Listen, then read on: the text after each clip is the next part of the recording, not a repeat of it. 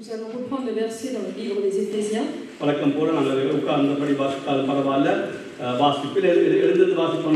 Nous allons tous nous lever pour lire ce verset. Verset 10 à 18.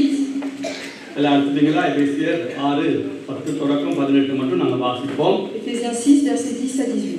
Okay. கடைசியாக என் சகோதரரே கர்த்தரிலும் அவருடைய சத்துவத்திலும் வல்லமையிலும் பலப்படுங்கள் நீங்கள் பிசாசின் தந்திரங்களோடு எதிர்த்து நிற்க திராணி உள்ளவர்களாயிருக்கும்படிக்கு தேவனுடைய சர்வாயுத வர்க்கத்தை தரித்துக் கொள்ளுங்கள் ஏனெனில் மாம்சத்தோடும் இரத்தத்தோடும் அல்ல பூரக்கணங்களோடும் அதிகாரங்களோடும் இப்பிரபஞ்சத்தின் அந்தகார லோகாதிபதிகளோடும் வாத மண்டலங்களில் உள்ள பொல்லாத ஆவிகளின் சேனைகளோடும் நமக்கு போராட்டம் உண்டு ஆகையால் தீங்கு நாளிலே நீங்கள் எதிர்த்து நிற்கவும் சகலத்தையும் செய்து முடித்தவர்களாய் நிற்கவும் திராணியுள்ளவர்களாக இருக்கும்படிக்கு தேவனுடைய சர்வாயுத வர்க்கத்தை எடுத்துக் கொள்ளுங்கள் சத்தியம் என்னும் கட்சியை உங்கள் தலையிலே கட்டியவர்களாயும் நீதி என்னும் மார்க்கவசத்தை கரித்தவர்களாயும் சமாதானத்தின் சுவிசேஷத்திற்குரிய ஆயுத்தம் என்னும் பாத ரட்சையை காதலிலே தொடர்ந்தவர்களாயும் பொல்லாங்களையும் அக்கினி ஆஸ்திரங்கள் எல்லாம் அழித்து போடத்தக்கதாக எல்லாவற்றிலும் மேலாக விசுவாசம் என்னும் கேடயத்தை பிடித்தவர்களாயும் நில்லுங்கள் ரட்சணியம் என்னும் பரீட்சையாவையும் தேவ வசனமாகிய ஆவியின் பட்டயத்தையும் எடுத்துக் கொள்ளுங்கள் எந்த சமயத்திலும் சகலவித வேண்டுதலோடு விண்ணப்பத்தோடும் ஆவியிலே ஜெபம் பண்ணி அதன் பொருட்டு மிகுந்த மன உறுதியோடும் சகல பரிசுத்தவான்களுக்காகவும் பண்ணும் வேண்டுதலோடும் விழித்து கொண்டிருங்கள். ஆமென். ஆமென். வசனத்தை ஆசீர்வதித்து தருவாராக. உட்கார்ந்து கொள்வோம். Nous allons tous nous asseoir. அவர் சுருக்கமாக நான் 5 நிமிஷத்துக்குள்ளே முன்பு போன நாட்கள் சொன்ன காரியத்தை சொல்லி நாம் அடுத்ததுக்கு கடந்து போவோம். En 5 minutes, je vais résumer toutes les prêches qu'on a fait précédemment sur le même sujet pour pouvoir avancer aujourd'hui. அது 90வது எடுக்காதீங்க. 90வது சங்கீதம் 2வது வசனம் இப்படியா சொல்லுது. Dans le psaume 90, voici ce que dit le 2e verset. இந்த உலகமும் பூமியும் தோன்றும் முன்னும் என்றென்றைக்கும் இருக்கிற எங்கள் தெய்வம் என்று சொல்லப்பட்டிருக்கிறது. Avant que les montagnes fussent nées, avant que la terre soit créée, voici notre Dieu existe d'éternité en éternité. ஆகவே ஒரு காலம் இருந்த இந்த உலகம் இருக்கல. Un moment avant qu'il y avait un temps, mais ce monde n'existait pas.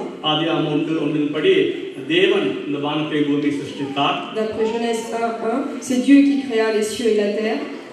கொலோசியரில் சொல்லப்பட்டிருக்கிறது காணப்படுகிறவைகளும் காணப்படாதவைகளுமாக சகல வஸ்துக்களும் எழுதப்பட்டிருக்கிறது. Dans le livre des Colossiens, un verset dit que Dieu a créé les choses visibles, mais également les choses invisibles. காணப்படுகிறது என்று சொல்லப்படுது. இப்ப நான் பார்க்கிறேன் எல்லாமே. Les choses visibles sont toutes les choses que nous pouvons voir aujourd'hui par nos yeux. காணப்படாதவைகள் என்று சொல்லப்படுகிறது. Et les choses invisibles, சேராபீன்கள், ce sont les séraphins, கேராபீன்கள், les chérubins, ஜீவன்கள், tous les êtres vivants, பிரதான தூதர்கள், ou encore tous les anges, தூதர்கள், les archanges. அப்படியே நீங்க சொல்லிக் கொண்டே Et போகலாம். on peut également allonger cette liste. அப்ப இது எல்லாவற்றையும் சிருஷ்டித்தவர் பிதாவாகிய தேவன். Et le créateur de toutes ces choses, c'est Dieu notre Père. நாங்க பார்த்தோம் எடுக்காதீங்க. இப்ப எடுக்காதீங்க. ஏற்கனவே சொல்லிட்டு அவங்க அதை எடுக்க தேவையில்ல. யோபு 38:4-7 நாம வாசித்தால் Dans Job 38, versets 4 à 7, si nous lisons ainsi, இந்த உலகத்தை படைக்கும் போது தேவபுத்திரர்கள் அல்லது தேவ தூதர்கள் எல்லாம் கம்பீரமாய் பாடினார்கள் என்று எழுதப்பட்டிருக்கிறது. lorsque les cieux et la terre ont été créés, on voit que tous les anges chantaient, ils étaient contents. ஆகவே நாங்க அதில் என்ன அறிகிறோம்? தேவதூதர்கள் எல்லாம் இந்த உலகம் அதாவது பூமி உருவாக்கப்படுவதற்கு முன்பே உருவாக்கப்பட்டிருக்கிறார்கள். Et donc ce que nous apprenons en lisant ce verset, c'est qu'avant que la terre soit créée, les anges existaient déjà. அதுக்கு பிறகு நாங்க பார்க்கிறோம் தேவன் இந்த உலகத்தை இந்த பூமியை சிருஷ்டித்தார். C'est par la suite, après avoir créé les anges, que Dieu a créé donc la terre. எல்லா நாட்களும் நல்லது நல்லது என்று சொல்லிக் கொண்டு வந்தார். Et après avoir créé chaque chose, Dieu dit, cela fut bon aux yeux de Dieu. கடைசி நாள்ல அவர் மிகவும் நல்லது என்று சொன்னார். Et la dernière création, il a dit que tout est très bon. அதுக்கு பிறகு நாங்க பார்க்கிறோம் அது 3வது அதிகாரத்திலே பிசாசு ஏவாளை வஞ்சிக்கிறான். On peut voir également dans Genèse 3 que Ève a été séduite par le serpent. அப்ப அதன்படி பரலோகம் உருவாக்கப்பட்டு இந்த பூமி உருவாக்கப்படுறதுக்கு இடையிலே இந்த சாத்தான் இங்கே விழுந்து போனான். Et donc entre la création de la terre et entre le temps également où le paradis a été créé, on voit que le serpent a fait sa chute dans le mal. அவன் மேற்கு மேடைகள் இருமாப்பு அடைந்து விழுந்து போனான் என்று வந்து தீமோத்தேயு 3:6 சொல்லுது. Dans 1 Timothée 3:6, le verset dit que le diable fut rempli d'orgueil et donc ce qui a occasionné sa chute. அத இந்த வசனத்தை நீங்க மனதிலே கொண்டு எசேக்கியேல் 28 ஏசாயா 14 வாசிச்சா உங்களுக்கு தெரியும் அவன் மேற்கு மேல தான் விழுந்து போனான். Dans Ézéchiel 28 et dans Ésaïe 14, si vous lisez bien ce chapitre, vous pouvez comprendre comment s'est déroulée la chute du serpent, du diable. ஆனால் ஆதியாகமம் 3வது அதிகாரத்திலே ஆண்டவர் சொன்னார் ஒரு நாள் தேவகுமாரன் வந்து இவனுடைய தலையை நசுக்குவார். En Genèse 3, le verset dit clairement qu'un jour Dieu écrasera la tête du diable. ஆகவே நாங்க பார்க்கிறோம் அந்த இன்றைக்கு ஏவாள் வஞ்சிக்கப்பட்டு ஆதாம் கீழ்ப்படியாமல் அந்த பழத்தை சாப்பிட்டானோ அன்றைக்கு இந்த உலகம் பிசாசின் கையிலே போய்விட்டது. Depuis le jour où Ève a été séduite par le mal et donc Adam a également partagé ce fruit avec Ève, on voit que à partir de ce moment-là, le monde fut sous l'autorité du diable. நாங்க பிசாசுக்கு அடிமைப்பட்டிருந்தோம். Et donc nous étions tous esclaves du mal. பாவத்துக்கு அடிமைப்பட்டிருந்தோம். Nous étions esclaves du diable. அதை மீட்கத்தான் தேவகுமாரன் இந்த பூமிக்கு இறங்கி வந்தார். Et c'est pour donner une rédemption que le Fils de Dieu est venu sur terre.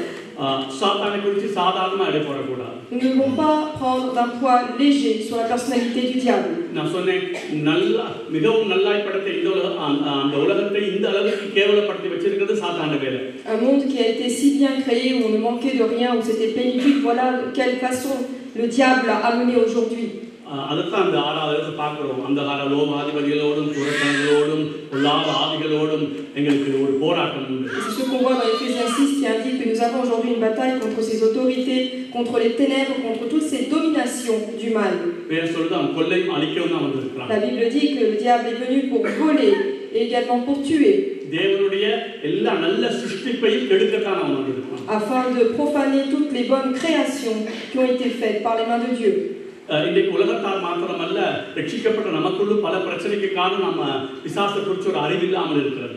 Aujourd'hui, le problème des mondains, mais également de nous les croyants, c'est que nous n'avons pas correctement l'intelligence de qui est le diable. நான் அடிக்கடி சொல்லுவேன் 24 மணித்தியாலமும் தேவ பிரசன்னத்தை அபியாசிக்க பிறந்தவர்கள் நாங்கள். Je vous ai déjà dit et je répète que nous avons été créés afin de ressentir la présence du Seigneur pendant les 24 heures. தேவனுடைய பிரசன்னத்தை அபியாசிக்கன்னு சொன்னால் பிதா சுதன் பரிசுத்த ஆவியானவர் நினைவாய் வாழ்கிறதுதான் எங்களுடைய வாழ்க்கை. C'est-à-dire de comprendre et de dire dans notre tête que le Père, le Fils et le Saint-Esprit, de savoir que c'est la Trinité et d'avoir cette connaissance dans notre cœur. Notre vie ne correspond pas à penser à ce que fera le diable. Cependant, nous devons comprendre quelles sont les ruses du diable.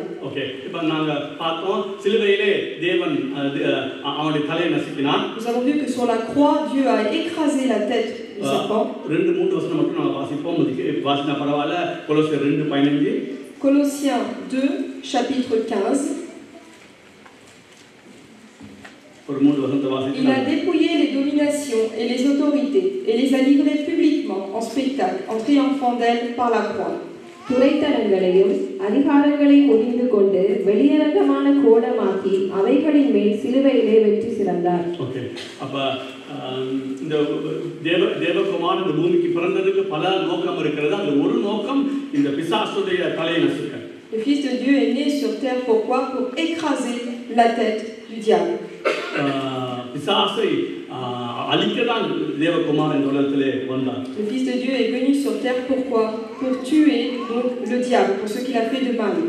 ஆனால் பிசாசை அவர் ஜெயித்திருந்தாலும் même si il a vaincu le diable, தேவன் தன்னுடைய அநாதி ஞானத்தின்படி இந்த 20வது அதிகாரம் வெளிப்படுத்தின சுவிசேஷம் 20வது அதிகாரத்திலே 10வது வசனம் சொல்றபடி அவனை தூக்கி அக்கினி கடலிலே போடு மட்டும் அவனை உலாவ விட்டிருக்கிறார். Mais d'après la grande sagesse de Dieu, d'après la parole de Dieu, afin que cette parole soit accomplie dans Apocalypse 20:10, il attend le temps voulu afin que le diable soit jeté dans les temps de feu.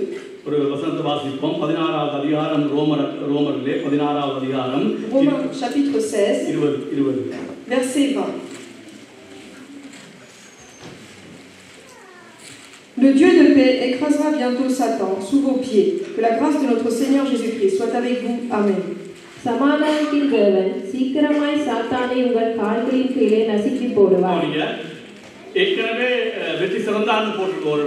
Dans une parole, on peut voir qu'il a déjà eu la victoire sur le diable.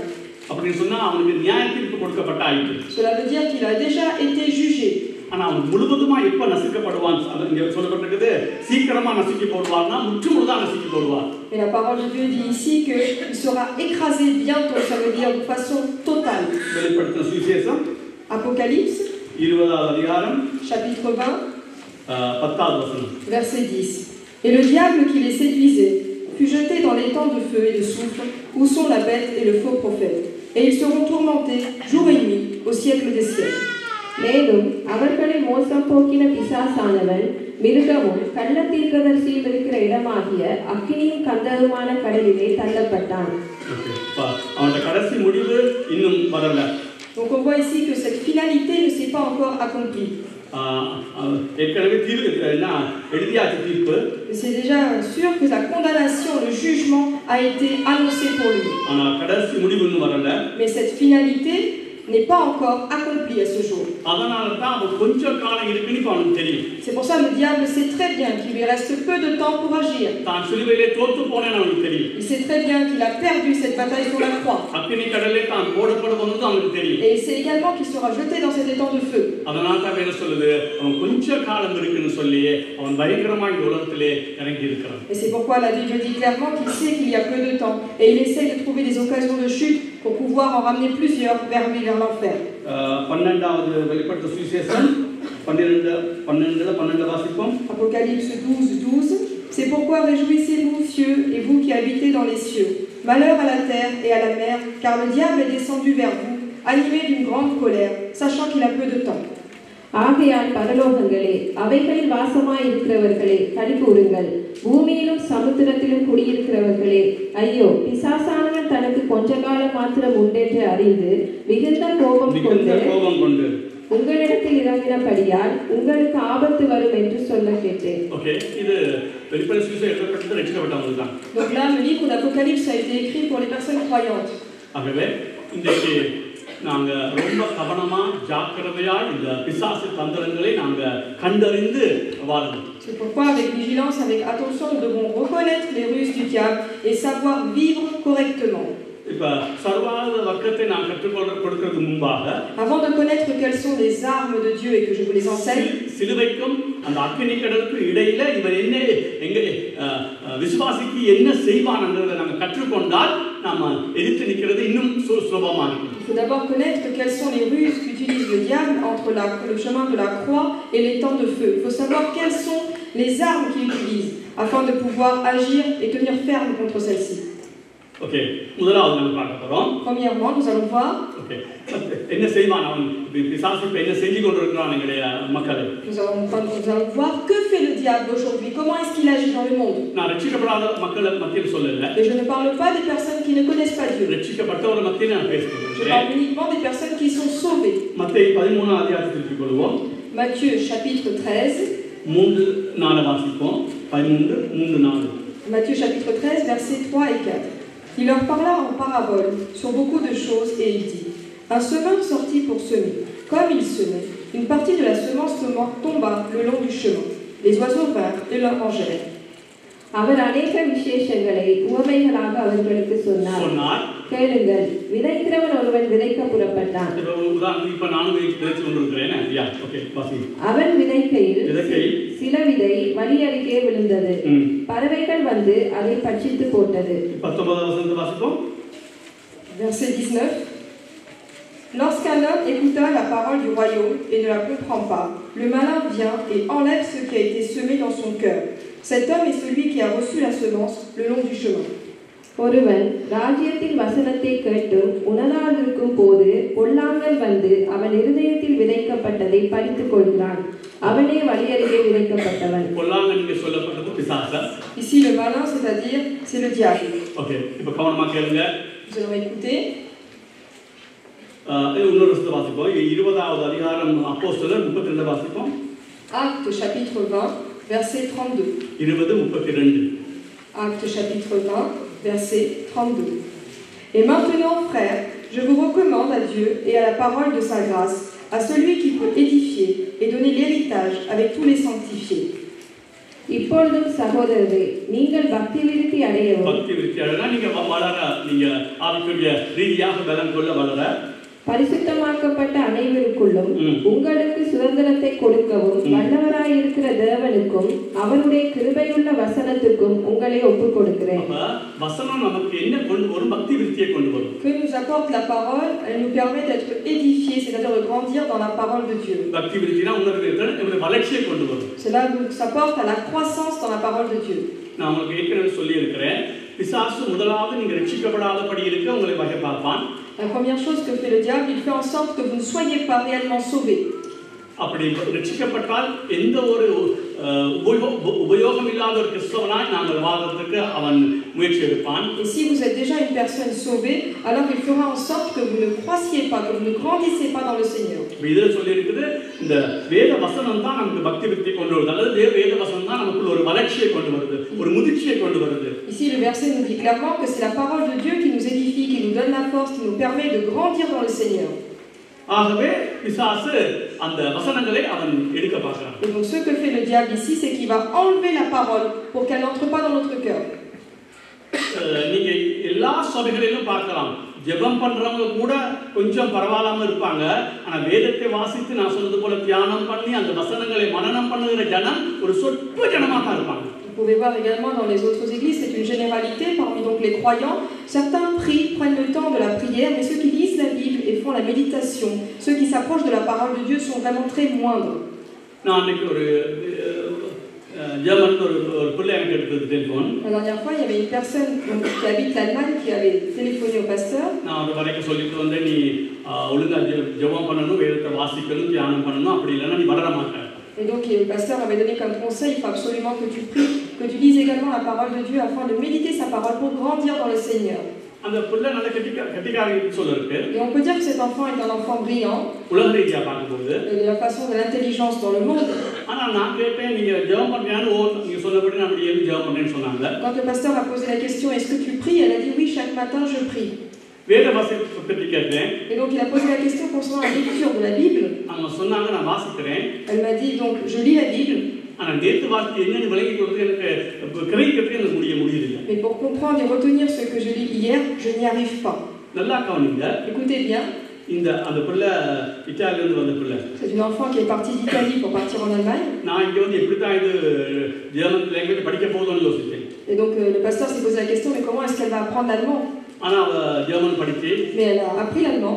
ஒரு kindergarten டீச்சரா pass பண்ணிட்டாங்க. Et elle a même réussi son concours pour devenir professeur en maternelle. அது மாத்திரமல்ல, kindergarten teacher சரிவரான்னு சொல்லி இப்ப accounts செய்றாங்க. Et maintenant elle veut même changer de métier afin de travailler dans la comptabilité. நல்லா கவனிங்க, இந்த உலக ரீதியா அவ எவ்வளவு ஞானமா இருக்கான்னு பாருங்க. Regardez dans le monde, donc de quel point est-ce qu'elle est intelligente pour pouvoir évoluer. ஆனால் நேற்று படித்த பைபிளை தனக்கு இன்றைக்கு ஞாபகப்படுத்துறதுக்கு எல்லாரும் சொல்றாங்க. Mais elle dit, par contre, la parole de la Bible que j'ai lue hier, je n'arrive pas à m'en souvenir aujourd'hui. இது அவ மட்டும் இல்லை, இங்கே இருக்கிற 90% ஜனங்கள் அந்த நிலையில இருப்பீங்க எனக்கு தெரியும். Mais ce n'est pas le problème de cette jeune fille seulement, c'est également le problème d'au moins 90% de personnes qui sont assises ici. சிலவேளை ஒரு பக்தி மார்க்கமாய் நீங்கள் வேதத்தை ஒவ்வொரு நாளும் வாசிக்க கூடும். Peut-être que nous prenons cela comme un rituel, comme une expérience chaque jour pour lire la Bible. அநேகர் அதை செய்ய மாட்டீங்க. Et parfois même cette habitude-là, certains ne l'avons pas.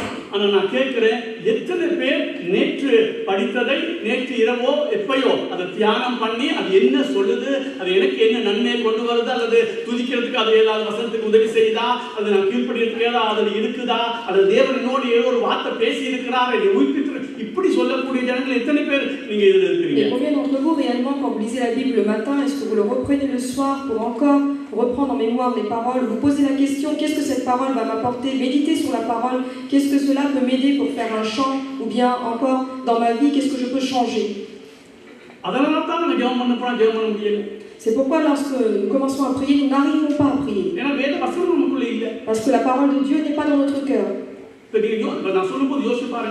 Réfléchissez quand je vous apporte ce sujet maintenant.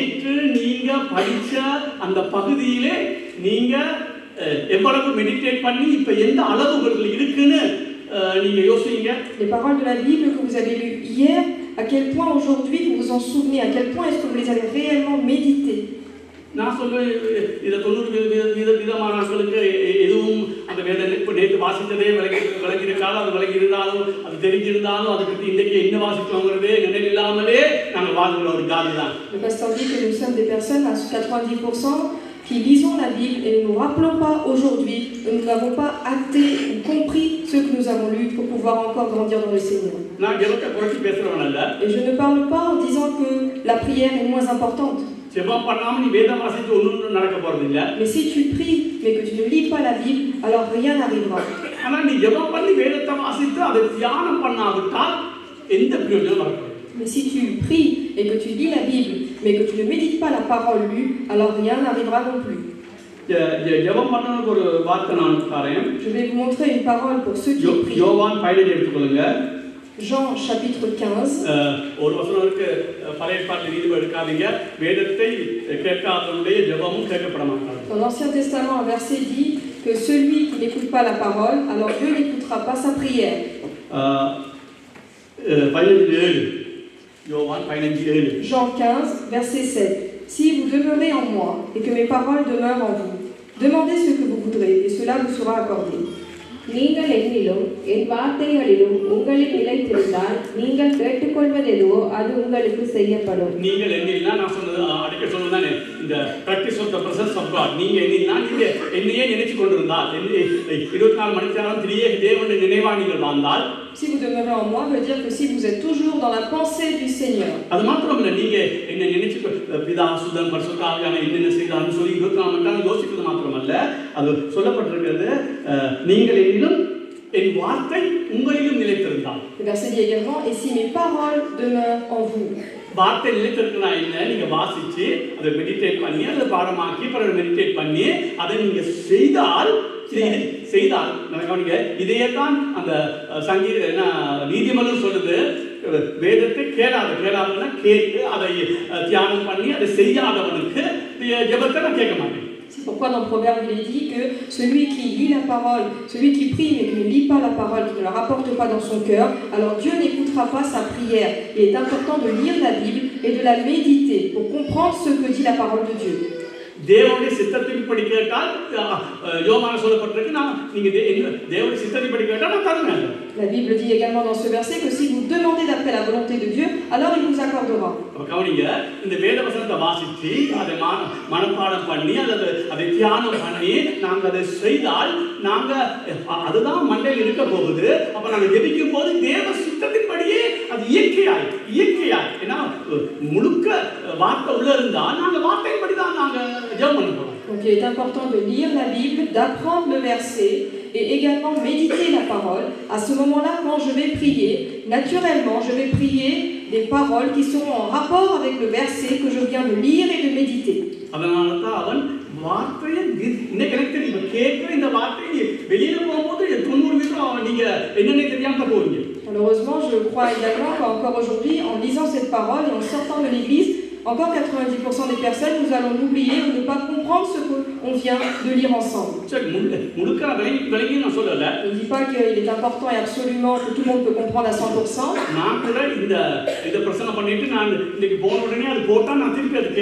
Et c'est vrai que le pasteur dit qu'après avoir fait donc, cette prêche, quand il rentre chez lui, il prend un moment pour la réécouter. Parce qu'il est possible qu'avec une certaine pression, il puisse faire la prêche ici. Il ne va pas penser, réfléchir sur toutes les paroles qu'il va dire maintenant. Et par contre, quand il va réécouter, là, il aura beaucoup plus de facilité pour réfléchir sur chacune des paroles qu'il a enseignées. நான் உங்களுக்கு திரும்பவும் அன்பா சொல்லுகிறேன் நீங்க வேதம் வாசித்து அதை என்ன வாசிச்சேன்னு நீங்க புரிஞ்சு கொள்ளாமல் அதை நீங்க தியானம் பண்ணாமல் கொஞ்சமாவது உங்களோட உள்ளத்துக்குள்ளே தியானம் பண்ணி அதை ஒவ்வொரு நாளும் நீங்க மரியாதை போல இதயத்தை சேர்த்து வைக்காவிட்டால் நீங்க எந்த விதத்திலும் கிறிஸ்தவ வாழ்க்கையிலே ஒரு நீங்களும் பலமா இருக்க மாட்டீங்க மற்றவனையும் பலப்படுத்த மாட்டீங்க ஒரு குலப்பிரதேசமா தான் இருப்பீங்க. Le pasteur dit qu'il est très important de lire la Bible, de méditer la parole de Dieu, c'est-à-dire comprendre ce que dit Dieu, de prendre à cœur sa parole, comme Marie qui a gardé les paroles de Dieu dans son cœur. Si nous ne faisons pas ainsi, il sera vraiment difficile d'évoluer en tant qu'un bon croyant. சாத்தானுக்கு தெரியும் வேத வசனத்திலே வாசித்து அதை தியானம் பண்ணி அதிலே நிலைத்திருந்தால் அது அவனுக்கு ஒரு பெரிய ஒரு அவனோட ராட்சத்துக்கு ஒரு பெரிய ஒரு அடிதான். Le diable sait très bien que tout croyant qui lit la Bible, qui médite, qui apprend la parole de Dieu, cette personne sera vraiment un ennemi pour le diable. Ce sera difficile de vaincre une telle personne parce qu'elle est forte, parce qu'elle demeure dans la parole de Dieu. பழைய பாட்டே சொல்லியிருக்குது ஆசாரியருடைய உதட்டிலே வேதத்தை தேடுவார்களே. Dans l'Ancien Testament, une parole dit qu'ils chercheront la parole de Dieu dans la bouche des sacrificateurs. நாங்க ரட்சிக்கப்பட்டோம்னு சொல்றோம். Nous disons que nous avons été sauvés. தேவனுடைய பிள்ளைகள்னு சொல்றோம். Également que nous sommes enfants de Dieu. பரிசேயருக்கு இலக்காரமா நினைக்கிறோம். Nous savons que les pharisiens sont moindres. ஆனால் பரிசேயர்கள் ஏரோது ராஜா கேட்கிறான், யூதருக்கு ராஜாவா பிறந்திருக்கிறவர் எங்க இருக்கிறார்னு நீங்க சொல்லுவீங்களா? Le roi Hérode demande, est-ce que vous savez où est le roi des Juifs qui vient de naître? அவங்க அங்க போய் தேடல. Les pharisiens n'ont pas cherché ici. ஆசாரியருடைய உதட்டிலே அந்த வேதவசனம் இருக்குன்னா அவன் தெளிவா சொன்னா பெத்லகேம்ல தான் பிறப்பாரு யாரு மேசியா. Parce que les pharisiens ont répondu correctement parce qu'ils savaient où était la réponse et ils ont dit il naîtra à Bethléem. நான் திரும்ப சொல்றேன், இயேசுநாதர் கடவுள்னு சொல்லி நீங்க பைபிள்ல நீங்க இப்ப நிரூபிக்க சொன்னா இதுல अनेक நீங்க வெட்கப்பட்டு போவீங்க. Si je dis montrez-moi justifié par la parole pour indiquer, pour justifier que Jésus-Christ est Dieu, je pense que beaucoup d'entre nous serons confus aujourd'hui. நான் உனக்கு சொல்றேன், செகண்ட் ஹேண்டா நீ கேள்விப்படுகிற சத்தியம் எதுவுமே உனக்குள் நிலைச்சு நிக்காது. Toutes les paroles que tu écoutes d'occasion ne seront pas enracinées dans ta vie. நான் இயேசுநாதர் கடவுள்னு சொல்லி நீ அதை ஏற்றுக்கொண்டு ஒரு பிரயோஜனம் கிடையாது. Le fait que je dise que Jésus-Christ est Dieu et que tu écoutes simplement, cela ne va pas t'apporter grand-chose. நீ வேதத்தை வாசிச்சிருக்கிறாயா? Par contre, est-ce que toi tu as réellement, personnellement lu la Bible? நீ அதிலே இயேசுநாதர் தெய்வம்னு கண்டிருக்கிறாயா? Est-ce que toi, en lisant la Bible, tu as compris que Jésus-Christ est Dieu? நீ அதிலே களி கூறுகிறாயா? Est-ce que toi-même tu es heureux en lisant la Bible, en comprenant la parole? Pavul அழகா சொன்னான், எனக்கு தேவனுடைய வெளிப்படுத்தலாம் மற்றவன் அல்ல, எனக்கு வெளிப்பாடு ஒன்று இருக்கு, அதுதான் முக்கிய வெளிப்பாடு ஒன்று இருக்கு எனக்குள்ள. Paul a dit clairement dans la parole, Jésus, Dieu m'a illuminé les yeux afin que je comprenne la parole. வெளிப்பாடு கிடைக்கணும்னா பரிசுத்த சாரனும் வேதத்தை வாசிக்கணும். Pour avoir une illumination, pour avoir une révélation, il va falloir que je m'appuie sur le Saint-Esprit et que je lise la parole de Dieu. இந்த என்னை பொறுத்தமட்டில் பெந்தெகோஸ்து சபைகளிலே இருக்கிற மிகப்பெரிய கருத்தரம் என்னன்னா, வேதத்தை வாசிக்கிறவங்க அப்படி இப்படி இருக்கக்கூடும், ஆனால் வேதத்தை வாசிக்கிறவங்க குறைவு. அதை விட வேதத்தை வாசித்து அந்த நாள் வாசித்ததை தியானம் பண்ணி அதில் இருக்கிற ஜூஸை குடிக்கிறவங்க ஒரு சிலர் விரலுக்கு தான் என்ன முடியும். Dans les églises pentecôtistes, on peut voir qu'encore aujourd'hui, très peu de personnes lisent la Bible et encore moins méditent la parole afin de la garder dans leur cœur. தேனிலும் தெளிதேனிலும் மதுரமான இந்த வேதத்தின் மேல் உனக்கு ஒரு டேஸ்ட் இருக்குதா? Meilleur que le miel de Grand Prix, en lisant la parole de Dieu, il faut savoir que cela a bon goût et meilleur pour notre vie. நான் சொல்றது, இந்த 1 ராஜாக்கள் 2 ராஜாக்கள் வாசிக்கும் போது அது சத்தியம் இருக்கோ இல்லையோ அதை நினைவில் வச்சிரு. Dans les livres de 1 roi, 2 rois, même si tu ne trouves pas exactement quelle vérité tu dois retenir, garde-les en mémoire les histoires que tu lis. 1 ராஜாக்கள் 3 அதிகாரம் வாசிச்சியா? Dans 1 roi, est-ce que tu as lu 3 chapitres par exemple? அது இப்ப கேட்டா நீ சொல்ல முடியுமா? ஓரளவுக்கு என்ன முதலாவது அதிகாரத்துல 2வது அதிகாரத்துல 3வது அதிகாரத்துல என்ன எழுதி இருக்குன்னு சொல்ல முடியுமா? Est-ce que tout de suite tu pourras résumer ainsi qu'est-ce qu'il est dit dans le chapitre 1, puis 2, puis 3? அது இல்லைன்னா ஏன் வாசிக்கிறீங்க கேட்கலாம். Alors si tu ne peux pas le faire, alors quelle est la raison pour laquelle tu lis? இன்றைக்கு தேவன் மனம் திருமணம் அழைக்கிறார். Aujourd'hui, Dieu nous appelle afin que nous puissions nous repentir. வேதத்தை அவர் முக்கியப்படுத்தி இருக்கிறார். Et Dieu a dit qu'il est très important de lire sa parole. பிரசாதத்தை பார்க்கிலும் வேதத்தை அவர் மகிமைப்படுத்தி இருக்கிறார். Par rapport à toutes les autres choses, Dieu a donné une certaine gloire concernant sa parole. அவர் சொல்றார், என்னுடைய மகத்துவத்தை நான் எழுதி கொடுத்திருக்கிறேன். Dieu a dit, j'ai montré quelle était ma gloire, je l'ai écrit à travers la parole. அதுக்கு நான் சொல்ற போற அந்நிய காரியமா நினைக்கிறோம். Et nous pensons cela comme une parole étrangère. விரும்பி வாசிக்கிறீங்களா? Est-ce que vous lisez avec envie, avec amour? இன்னைக்கு போன உடனே அந்த நேற்று வாசிச்ச பகுதி, அதை காலையில் வாசிச்ச பகுதி அது முடிக்கல, நான் முடிக்கணும், என்ன சொல்லுது நான் அப்படிப்பட்ட ஒரு உணர்வுள்ள இதயம் இருக்காங்க. Est-ce que vous avez soif de la parole de Dieu? Est-ce que vous êtes zélé pour vous poser la question, je vais continuer ce que j'ai lu hier ou je vais reprendre la parole qui a été citée pour rechercher ce que dit Dieu? Est-ce que vous avez un cœur pareil? அதிகாலை எழும்பும்போது ஜெபத்துக்கு ஒரு ஆவி இருக்கிறது போல. De la même façon que le matin quand je me lève, j'ai un esprit qui me tente, qui me pousse vers la prière. அதிகாரம் எழுப்பும் போது ஐயோ இன்னைக்கு வேத வசனத்தை வாசிக்கணும், அது ஒரு பெரிய ஒரு பேஷன் அவனுக்கு மாறுதா மாறலையா? Très tôt le matin, est-ce que de la même façon que tu veuilles prier, est-ce que tu as cette passion pour reprendre la Bible et la prier et lire la Bible? அப்படி இல்லைன்னா நீ சாத்தானுக்கு match இல்லை, சாத்தான் ஊதி தள்ளி போயிடும். Si donc tu n'as pas cette envie, tu n'as pas cette passion de te recueillir dans la parole de Dieu, alors tu es quelqu'un de faible que le diable peut atteindre. ஒரு வசனத்தை வாசிப்போம். 1 யோவான் 2:13-14 வாசிங்க. 1 Jean chapitre 2. 1 யோவான் 2:13-14. 1 Jean chapitre 2, 13-14. Je vous écris, Père, parce que vous avez connu celui qui est dès le commencement. Je vous écris, jeunes gens, parce que vous avez vaincu le malin. Je vous ai écrit, petits enfants, parce que vous avez connu le Père. Je vous ai écrit, Père, parce que vous avez connu celui qui est dès le commencement. Je vous ai écrit, jeunes gens, parce que vous êtes forts et que la parole de Dieu demeure en vous et que vous avez vaincu le mal. பிதாக்களே, ஆதி முதல் இருக்கிறவரை நீங்கள் அறிந்திருக்கிறதினால் உங்களுக்கு எழுதுகிறேன். வாலிபரே, பொல்லாங்கனை நீங்கள் ஜெயித்ததினால் உங்களுக்கு எழுதுகிறேன். பிள்ளைகளே, நீங்கள் பிதாவை அறிந்திருக்கிறதினால் உங்களுக்கு எழுதுகிறேன்.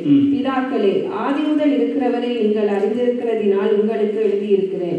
வாலிபரே, நீங்கள் பலவான்களாய் இருக்கிறதினாலும் தேவவசனம் உங்களில் நிலைத்திருக்கிறதினாலும் நீங்கள் பொல்லாங்கனை ஜெயித்ததினாலும் உங்களுக்கு எழுதுகிறேன். பொல்லாங்கனை ஜெயிக்க மிகப்பெரிய வழி வேதத்தை தலகுறா. நமக்கு வேதம் வாசிக்கிறது மாத்திரமல்ல, அதனுடைய சத்தியங்களை அறிய எங்களை அர்ப்பணிக்கணும்.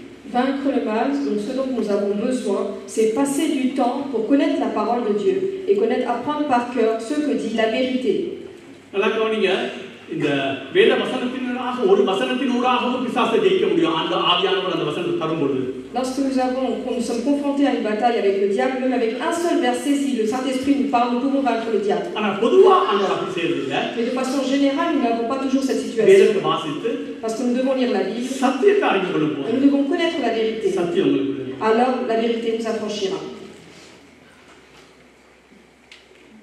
திரும்ப சொல்றேன், வேதம் பைபிள் வாசிக்கிற ஜனம் குறைவு, ஜெபிக்கிறதோட பொழுது. Le nombre de personnes qui lisent la Bible est inférieur par rapport si on compare au nombre de personnes qui prient. உங்களுக்கு நல்லா தெரியும், இயேசுநாதரை பிசாசு சோதிக்க வந்தான். Vous connaissez la tentation qu'a eu Jésus-Christ vis-à-vis du diable.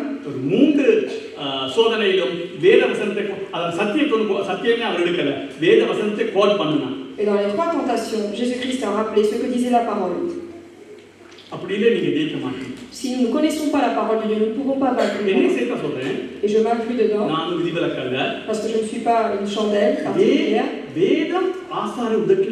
Parce qu'il faut que la parole de Dieu soit dans la bouche des sacrificateurs. Il faut lire autant que nous pouvons le faire.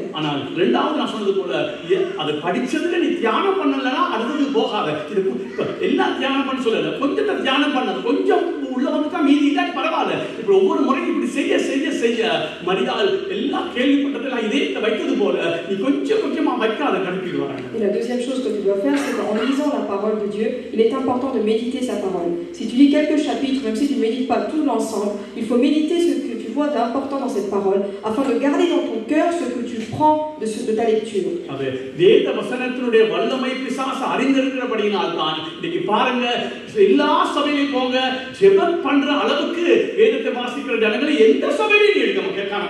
Le diable connaît très bien quelle est la puissance de celui qui lit la Bible.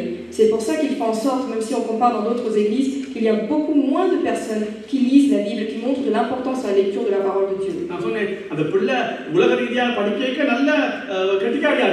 ai donné l'exemple de l'enfant qui, dans le monde, elle a bien évolué au niveau de sa carrière. Mais elle n'arrive pas à se rappeler ce qu'elle a lu hier dans la Bible pour pouvoir le résumer le lendemain. அப்படினா நீங்க முழு மூச்சோடு கூட ஒரு முடிவெடுத்து நீங்க வாசித்து தியானம் பண்ற உடனே எல்லாம் இலகுவாகாது, அந்த பழக்கத்துக்குள்ள வரும் மட்டும் உங்களுக்கு ஜெயம் வரும். Ce que je vous dis n'est pas une chose facile. Il faut prendre ces bonnes habitudes. C'est à nous, petit à petit, de faire des efforts, de lire la parole de Dieu, de méditer, afin que ce soit une habitude et à ce moment-là, que ce soit une routine chez nous. பிசாசு இந்த கவனிங்க, பிசாசு எல்லா ஜெபக்கூட்டங்களும் தடை பண்ணல. கணக்கு ஜெபக்கூட்டங்களும் தடை பண்ணல. On voit également dans l'ensemble que le diable ne va pas être un obstacle lorsqu'on fait des réunions de prière. நான் சொல்றது பிள்ளையா இருந்தா ஒவ்வொரு குடும்பத்துல இருக்கிறவங்க யோசிச்சு பாரு. ஒரு வீட்டுல சிலவேளை ஒரு சில விதிவிலக்கு இருக்குது, மற்றபடி நார்மலா ஒரு குடும்ப ஜெபம் இருக்கும், நீங்க தனிப்பட்ட ஜெபம் பண்ணுவீங்க. ஆனால் நீங்க வேத வாசிச்ச அடுத்த நாள் என்னன்னு கேட்டா தெரியாத அளவுக்கு 90% இருக்கு. On peut poser la question à beaucoup de familles qui sont ici. Vous avez la possibilité de faire des prières individuelles, des prières en famille. Mais lorsqu'on demande est-ce que vous vous en souvenez de ce que vous avez lu dans la Bible, ce que vous avez médité, beaucoup d'entre nous nous posons la question, nous sommes dans le doute. Et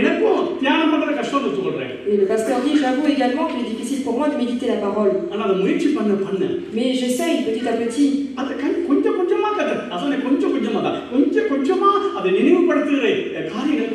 Et c'est petit à petit que Dieu, le Saint-Esprit, va nous soutenir afin de nous commémorer ce que nous sommes en train de lire.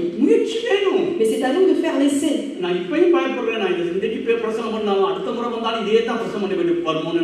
Le pasteur se pose encore la question et dans la crainte, est-ce que la prochaine fois, il va enseigner la même chose qu'il vient de faire aujourd'hui?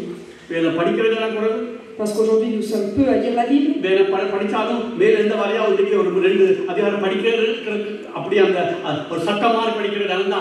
Parce que parfois nous lisons la Bible comme une lecture sans faire attention à ce que nous lisons.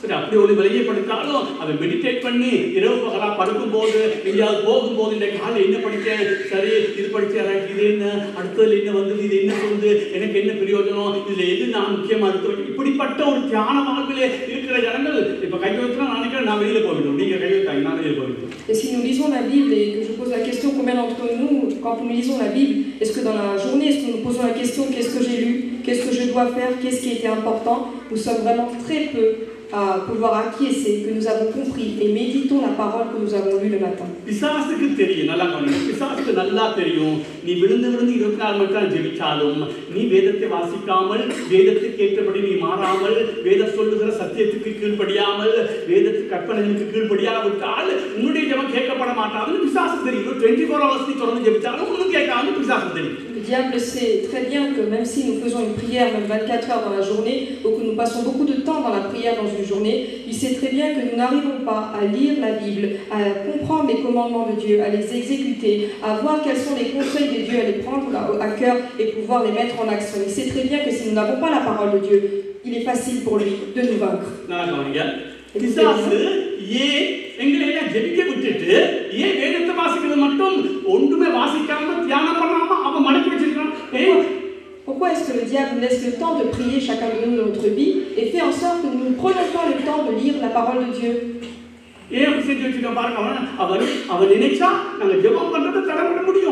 Parce que s'il le veut réellement, il peut être un obstacle afin que nous ne prions pas. Mais je vous ai déjà dit que le diable, il a de la sagesse, il est fort.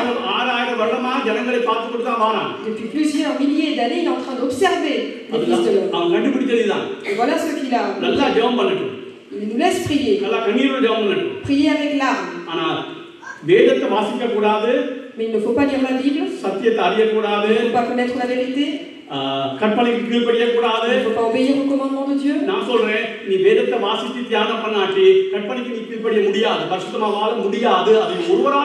Parce que si nous ne lisons pas la parole de Dieu, que nous ne la méditons pas, il est impossible de réaliser les commandements écrits par Dieu. Et vous pouvez demander même dans une autre église. Combien de personnes d'entre vous est-ce que vous lisez la parole de Dieu? On peut les compter sur les doigts de la main. Si vous posez la question, qu'est-ce que vous avez lu hier? Ils vont dire, je ne sais pas. Quel était le sermon de la semaine dernière par le pasteur? Je ne sais pas. Ils vont dire, je ne sais pas. La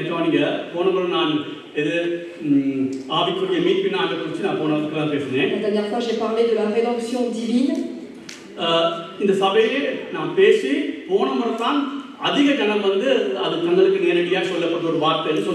Et c'est la première fois, dimanche dernier, que beaucoup d'entre vous m'avaient dit cette parole m'a beaucoup touché et très importante pour moi. Alors aujourd'hui, je donne un avertissement à ceux qui ont dit cela. Si le Saint-Esprit vous a parlé, c'est très bien.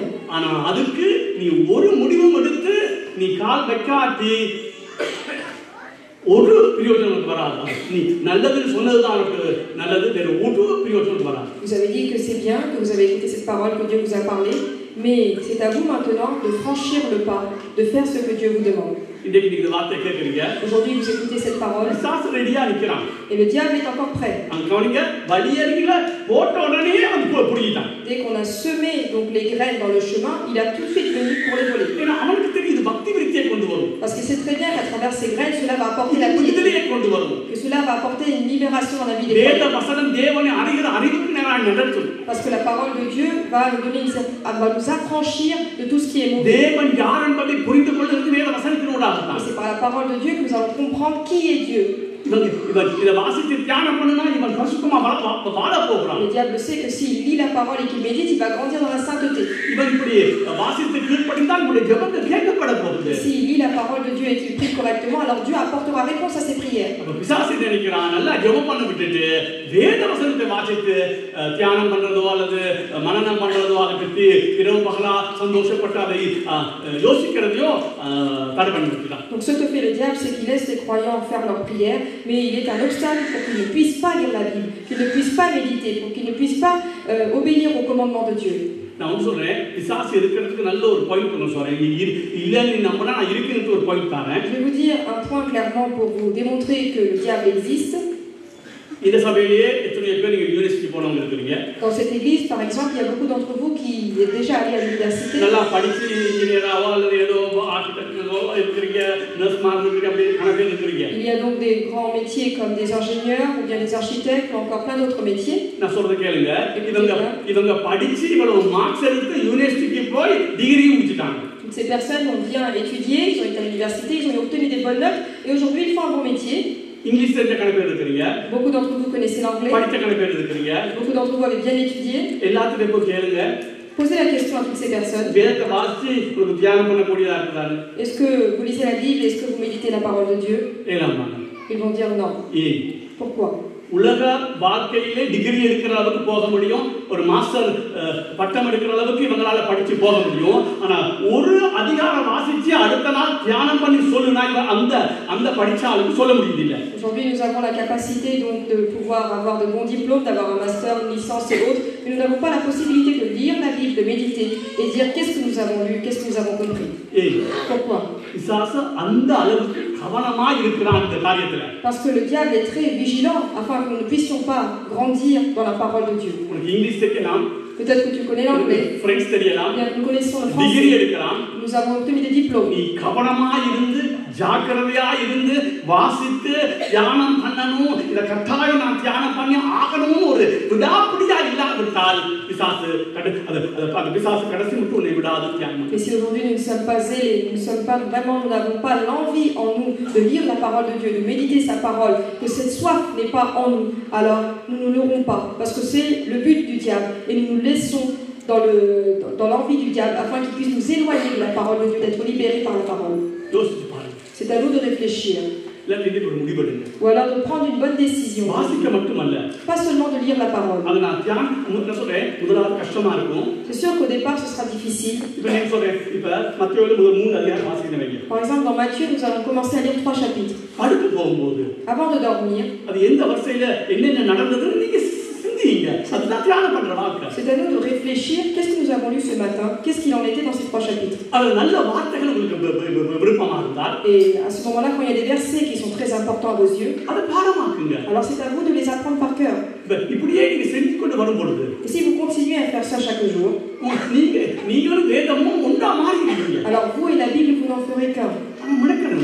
Mais c'est à vous de prendre le temps. De la même façon que vous priez. De la même façon, c'est à vous de lire la Bible.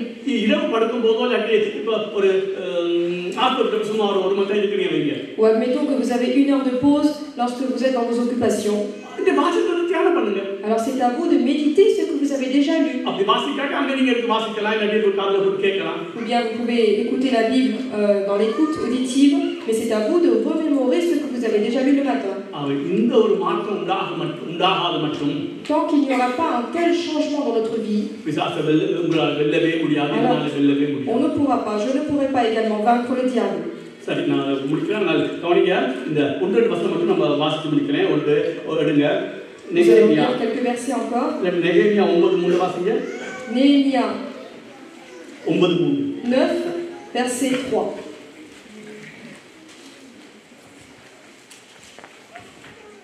Lorsqu'ils furent placés, on lut dans le livre de la loi de l'Éternel, leur Dieu, pendant un quart de la journée et pendant un autre quart. Ils confessèrent leurs péchés et se prosternèrent devant l'Éternel leur Dieu. நெகேமியா 9:3.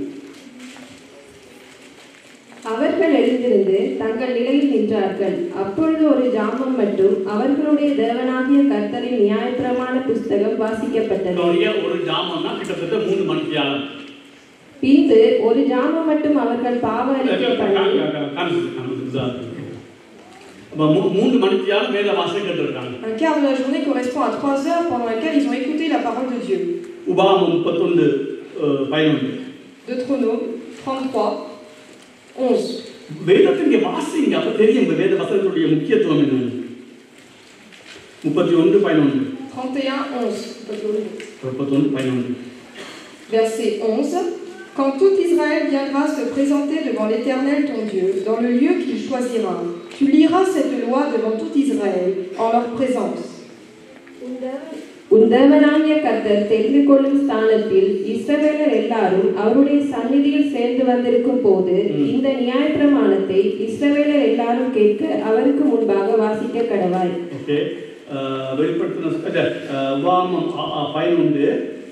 Deutéronome chapitre 11, verset 20.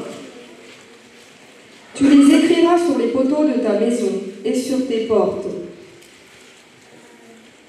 அவைகளை உங்கள் பிள்ளைகளுக்கு உபதேசித்து நீங்கள் வீட்டில் உட்கார்ந்திருக்கும் போதும் வழியிலே நடக்கிற போதும் படுத்துக் கொள்கிற போதும் எழுந்திருக்கிற போதும் அவைகளை குறித்து பேசுவீர்களாக. அதை குறித்து பேசிக்கொண்டு அதை குறித்து சிந்திச்சு கொண்டிருங்க. சரி, இப்படி நீங்க முழுவதும் நீங்க பார்த்தால், si vous prenez le livre de Néhémie, le chapitre 8 en entier, நியாயப்பிரமாண புத்தகத்தை கொண்டு வர சொல்லி il va vous dire d'apporter la loi காலையிலிருந்து பின்னேரம் மட்டும் அதை வாசிட்டாங்க. et de lire cela du matin jusqu'au soir.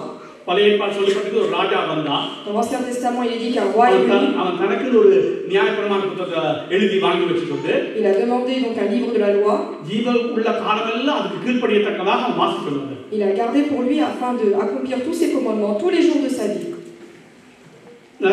வாசிக்கணும். Donc c'est important de lire la Bible. இப்ப யோசுவா 1:8 வாசிப்போம். தியானிக்கிறத பத்தி ஒரு 2-3 வசனம் ஏற்கனவே நமக்கு தெரிஞ்ச வசனம் தான், அதை வாசிச்சு 2-3 வசனம் வாசிக்க முடிப்போம். Josué chapitre 1, 1:8. verset 8. Que ce livre de la loi ne s'éloigne point de ta bouche. Médite-le jour et nuit pour agir fidèlement selon tout ce qui est écrit. Car c'est alors que tu auras du succès dans tes entreprises. C'est alors que tu réussiras. இந்த நியாயப்பிரமாண புஸ்தகம் உன் வாயை விட்டு பிரியாதிருப்பதாக. இதில் எழுதியிருக்கிறவைகளின் படியெல்லாம் நீ செய்ய கவனமாயிருக்கும்படி இரவும் பகலும் அதை தியானித்துக் கொண்டிருப்பாயாக. சொன்னவங்களுக்கு இப்ப நீங்க நான் பரிசுத்தமா வாழ்றேன்னு சொல்லி நீங்க வேதத்தை வாசிக்காம தியானம் பண்ணாம நான் பரிசுத்தமா வாழ்றேன்னு சொன்னா நான் நம்ப மாட்டேன். Si vous dites que vous ne lisez pas la Bible, que vous ne méditez pas sa parole et que vous dites que vous essayez de vivre saintement, je ne croirai pas. அந்த சொல்லுது நீ நியாயப்பிரமாணத்தை தியானம் பண்ணிக்கொண்டே இருந்தால்தான் இங்க வேதம் சொல்லுது அதை நீ செய்ய முடியும். La Bible dit qu'il faut que tu médites la parole de Dieu afin d'accomplir ce qu'elle dit. அநேகருக்கு ஜெபிக்க முடியாத காரணம் பகல் முழுதும் எங்கி வேதம் வாசிக்கிறது இல்லை, தியானம் பண்றது இல்லை, ஒரு கெசட் கேட்கறது இல்லை, ஒரு புத்தகம் வாசிக்கிறது இல்லை, உலக காரியங்களில் ஈடுபட்டு வந்து உட்கார்ந்து இருந்தவுடனே எப்படி ஜெபம் பண்ண முடியும்? Beaucoup d'entre nous disons que nous n'arrivons pas à prier parce que toute la journée nous sommes dehors, nous n'écoutons pas la parole, nous ne lisons pas la parole de Dieu, nous ne faisons aucun effort et à la fin de la journée quand nous sommes assis, nous disons que nous n'arrivons pas à prier, c'est normal. இந்த வசனம் தான் சொல்லுது, நீங்கள் என்னிலும் என் வார்த்தை உங்க நிலைத்திருந்தால் நீங்க அதை வாசித்து தியானம் பண்ணினா தான் நல்லது. 2-3 காரியம் இருக்குது. வாசிக்கணும், ஏழுமான நல்ல வார்த்தைகளை பாடமாக்கணும், நீங்க தியானம் பண்ணணும். இந்த 3 செய்தால் தான் நீங்க அதன்படி நடக்க போறீங்க. அப்படி நடந்தால் தான் நான் உங்களுடைய ஜெபத்தை கேட்பேன். இல்லை ஜெபம் பண்ணிக்கொண்டே இரு, நீ இரவு பகலாக ஜெபம் பண்ணு, நீ பண்ணிக்கொண்டே இரு, நான் கேட்க மாட்டேன். Il y a 3 choses à faire qui sont très importantes, c'est lire la parole de Dieu, c'est-à-dire lire la Bible. Deuxièmement, apprendre les versets importants, les apprendre par cœur. Et troisièmement, méditer la parole de Dieu. Parce que si je ne fais que la prière, Dieu n'entendra pas ma prière. சங்கீதம் எல்லா தெரியும் 1:3 இரவும் பகலும். Psaume 1, verset 3. இரவும் பகலும் வேதத்தின் மேல் தியானமாக இருக்கிற மனுஷன் பாக்கியம். இரவும் பகலும். Okay. Verset 2 dit, donc il faut méditer la parole de Dieu jour et nuit. சங்கீதம் 119 எடுத்து 2-3 வசனத்தை வாசிப்போம். Psaume chapitre 119. அது 23. Verset 23. Des princes ont beau s'asseoir et parler contre moi. Ton serviteur médite tes statuts. 23, 119, 23. பிரபுக்களும் உட்கார்ந்து எனக்கு விரோதமாய் பேசிக் கொள்கிறார்கள். 23 119, 23 பிரபுக்களும் உட்கார்ந்து எனக்கு விரோதமாய் பேசிக் கொள்கிறார்கள். உமது அடியேனோ உமது பிரமாணங்களை தியானிக்கிறேன். 27. Verset 27. Fais-moi comprendre la voie de tes ordonnances et je méditerai sur tes merveilles. உமது கட்டளைகளின் வழியை எனக்கு உணர்த்தி அருளும். அப்பொழுது உமது அதிசயங்களை தியானிப்பேன். 48. Verset 48. Je lève mes mains vers tes commandements que j'aime et je veux méditer tes statuts.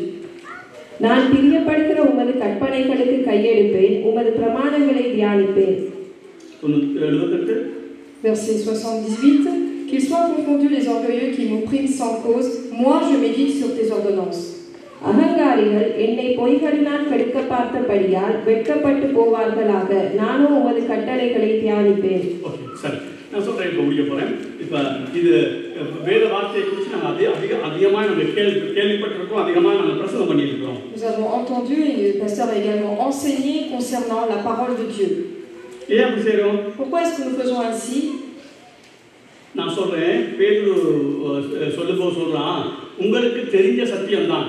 Pierre donc déjà dit dans sa prêche, c'est une vérité que vous connaissez. நீங்க அதுல உறுதிப்பட்டு இருக்கீங்க. Et vous êtes même affermis dans cette vérité. அப்படி இருந்தாலும் நான் சாகிறதுக்கு முன்பாக, நான் செத்த பிறகு நீங்க நினைப்பாய் படிக்க நான் திரும்ப சொல்லிக்கொண்டேன். Mais malgré cela, un jour je vais mourir et c'est à moi de rappeler sans cesse la parole que vous avez appris, dit Pierre.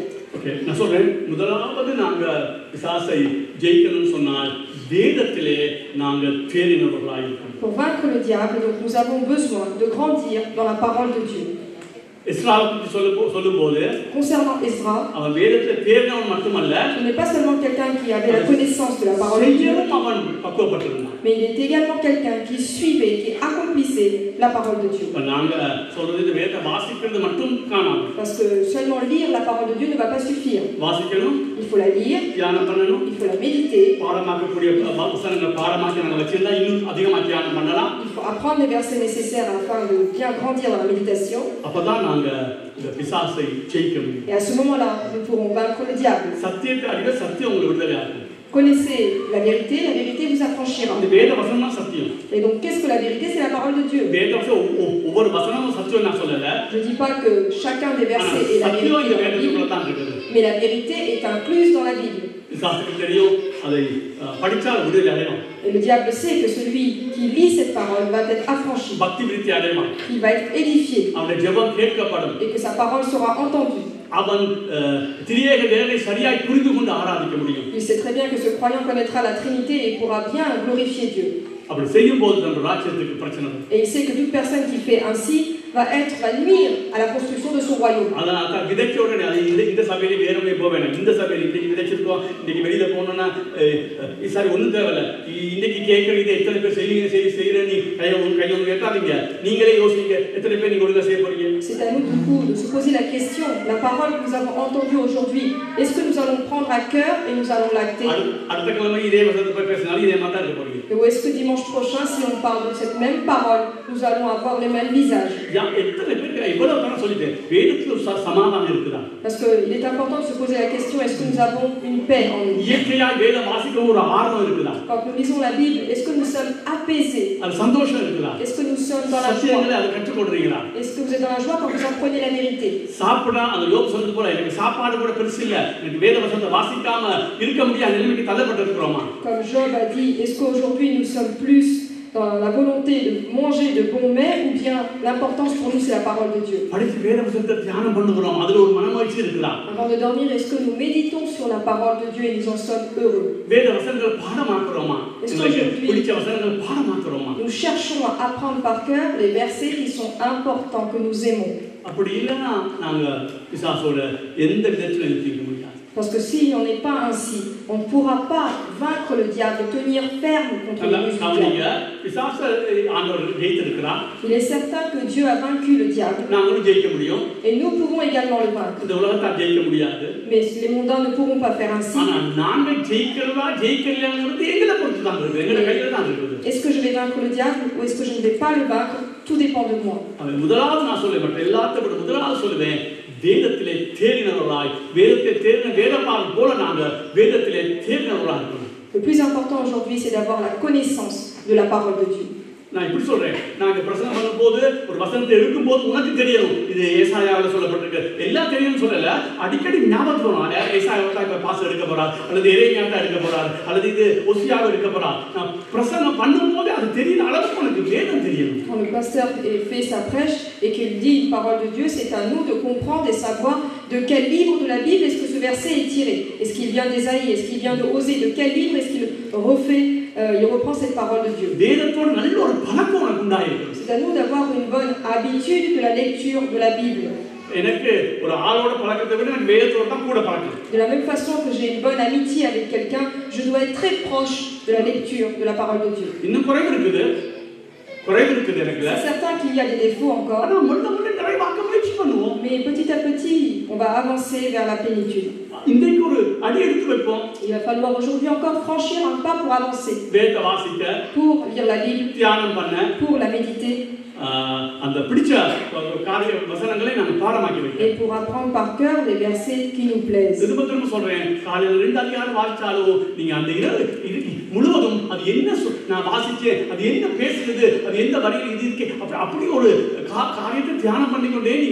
Même si nous lisons que 2 chapitres le matin, c'est à nous de reméditer ou bien relire ces chapitres le soir afin de comprendre ce qu'ils ont dit, afin de les retenir dans notre cœur.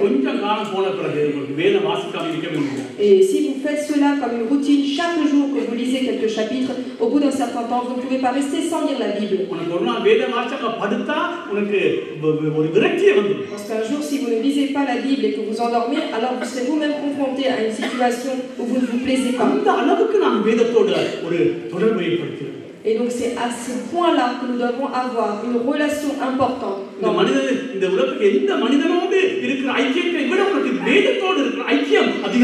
rapport à l'amitié que nous avons avec nos amis, il faut que l'amitié que nous avons avec Dieu à travers la lecture de la Bible soit importante.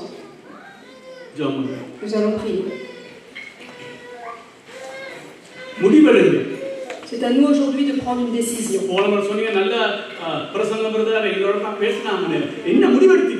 La dernière fois, vous avez dit, vous avez entendu la parole de Dieu, elle m'a beaucoup touché, elle m'a parlé, mais quelles sont les décisions que nous avons prises?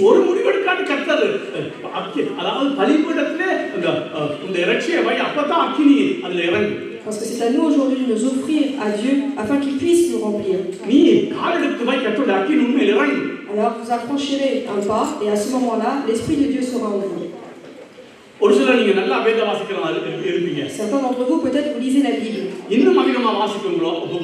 faut que vous vous consacriez au Seigneur afin de lire davantage. Et également vous offrir pour pouvoir méditer sa parole. Que nous puissions s'offrir également afin de nous entraîner à prendre des versets importants. Et alors Dieu va vous changer afin que vous soyez une flamme. Afin qu'il puisse vous utiliser. Parce que tout est dans la Bible. அன்பின் பரலோக பிதாவே, இயேசு கிறிஸ்துவின் நாமத்திலே உம்முடைய திருச்சமூகம் நோக்கி நாங்கள் பார்க்கிறோம். ஆண்டவரே, நான் பேசி இருக்கிறேன், நானும் குறைவுள்ளவன், நானும் இதிலே அதிகமாய் வளர, வேதத்தை அதிகமாய் நான் வாசிக்க, இன்னும் அதிகமாய் வாசிக்க, அதை தியானம் பண்ண, அதை பாடமாக்க என்னை நான் அர்ப்பணிக்கிறேன். உடைய வேதத்தை தியானிக்கிறது அதுதான் மிக முக்கியம். ஆண்டவரே, தியானம் வாசித்து விட்டு தியானிக்கிறது அது மிக முக்கியம். அதை எங்களுக்கு தாங்க ஆண்டவரே. இந்த வார்த்தைகளை கேட்கிற ஒவ்வொருவரும் மேலும் உங்களுடைய பரிசுத்த ஆவியான அபிஷேகம் வர வேண்டுமா நான் ஜெபம் பண்ணுகிறேன். ஆண்டவரே, இதுக்கு இந்த பிரசங்கத்தினால் ஒரு மாற்றம் உண்டாக ஆவியான தேவனே நீங்க உதவி செய்யுங்க. வாசிக்காதவர் வாசிக்கவும், தியானிக்காதவர் தியானிக்கவும், ஆண்டவரே வேதத்தை ஆண்டவரே தியானம் பண்ணவும், அதை அதை மனனம் செய்யவும் ஆண்டவரே நீங்க எங்களுக்கு கிருபை செய்ய வேண்டுமா நாங்கள் செபிக்கிறோம். அந்த வெறி பிடித்த மக்கள் போல வேதத்தை வாசிக்க, இவர்கள் வேதக்காரர் என்று சொல்ற அளவுக்கு நாங்கள் வேதத்தை வாசிக்க, அதை தியானம் பண்ண ஆண்டவர் எங்களுக்கு நீங்க கிருபை செய்யுங்க. ஆண்டவரை கிடைக்கிற வேலையெல்லாம் வேதத்தை வாசிக்கத்தக்கதாய் ஆண்டவரை எங்களை நீங்க மாற்ற வேண்டுமா நாங்கள் ஜெபம் பண்ணுகிறோம். அப்பொழுது நீர் எங்களை ஆண்டவரை அக்கினி ஜுவாலையாய், ஆண்டவரே காற்றாகவும் அக்கினி ஜுவாலையாகவும் எடுத்து ஆண்டவரே இந்த ராஜ்யத்தை கட்ட நீர் பயன்படுத்துவே. ஆண்டவரே இந்த பிசாசானவன் எல்லாவற்றுக்கும் மேலாக இந்த வேத வசனத்தை திருடவே வந்திருக்கிறான். ஆண்டவரே அதை உணர்ந்தவர்களாய் நாங்க முயற்சி பண்ணி ஆண்டவரே அதை முறியடிக்கத்தக்கதாக ஆரம்பத்திலே ஆண்டவரை செய்யும் போது கஷ்டமாய் இருக்கும். தியானம் பண்ணா ஒன்னும் விளங்காது, அது வராது மண்டைக்கு. ஆனாலும் தொடர்ச்சியாய் தேவ ஆவியான துணையோடு கூட தியானம் பண்ண ஆண்டவரே அது கஷ்டமாய் இருக்கும். அது ஆண்டவரே ஒரு பைத்தியம் பிடிக்கிற மாதிரி இருக்கும். ஆனாலும் விடாத படிக்க ஆரம்பத்துல தொடர்ச்சியாய் தேவனுடைய ஆண்டவரே ஆவியானுடைய ஒத்தாசையை கேட்டு தியானம் பண்ண, அது தியானம் பண்ணாவிட்டால் அடுத்த நாள் மன்னிப்பு கேட்டு திருப்பி தியானம் பண்ண, அது வராவிட்டால் திருப்பி மன்னிப்பை கேட்டு திருப்பி தியானம் பண்ண, முயற்சி திருவினையாக்கும் என்று சொன்னபடி அந்த முயற்சி திருவினையாக்கத்தக்கதாக தொடர்ந்து நீர் வரும் வரைக்கும் நம்முடைய வேதத்தை நேசிக்க, வாசிக்க, தியானம் பண்ண, மனனம் செய்ய தகப்பன் எங்களுக்கு உதவி செய்வீராக. ஒவ்வொருவரையும் தொடுவீராக. ஆவியானவரே ஒவ்வொருவரையும் தொடுவீராக. ஆண்டவரே இதுதான் ஜீவன், இதுதான் உயிர் மீட்சி என்பதை உணரத்தக்கதாய் வேதத்தை வாசிக்காவிட்டால், தியானிக்காவிட்டால் எல்லாம் மீதி எல்லாம் வீண். அதை உணரத்தக்கதான கிருபையை எங்களுக்கு தாங்க. ஆண்டவராகிய இயேசு கிறிஸ்துவின் நாமத்திலே பிதாவே.